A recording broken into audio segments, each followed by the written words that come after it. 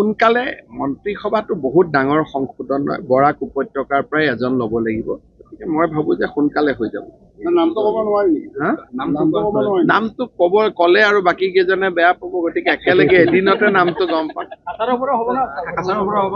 মই আৰু বৰাক উপত্যকাখনক আকৌ কেনেকে তিনি ভাগ কৰোঁ একেলগে আছে আপোনালোক এখনেই জিলা আছিল কাছাৰ জিলাই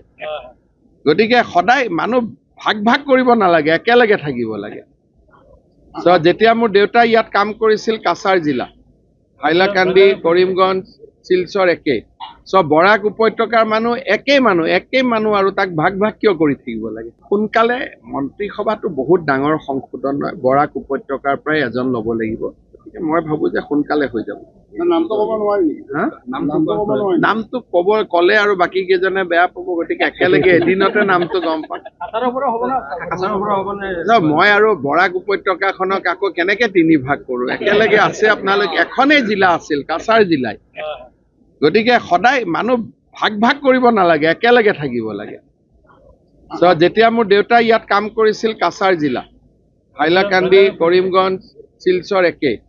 বৰাক উপত্যকাৰ মানুহ একেই মানুহ আৰু তাক ভাগ ভাগ কিয় কৰি থাকিব লাগে সোনকালে মন্ত্ৰীসভাটো বহুত ডাঙৰ সংশোধন হয় বৰাক উপত্যকাৰ পৰাই এজন ল'ব লাগিব গতিকে মই ভাবো যে সোনকালে হৈ যাব নামটো ক'ব নোৱাৰি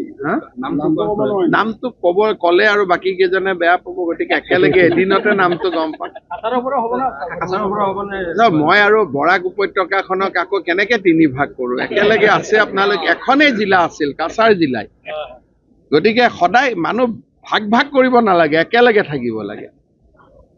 যেতিয়া মোৰ দেউতা ইয়াত কাম কৰিছিল কাছাৰ জিলা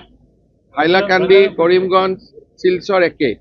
বৰাক উপত্যকাৰ মানুহ একেই মানুহ আৰু তাক ভাগ ভাগ কিয় কৰি থাকিব লাগে সোনকালে মন্ত্ৰীসভাটো বহুত ডাঙৰ সংশোধন হয় বৰাক উপত্যকাৰ পৰাই এজন ল'ব লাগিব গতিকে মই ভাবো যে সোনকালে হৈ যাব নামটো ক'ব নোৱাৰি নামটো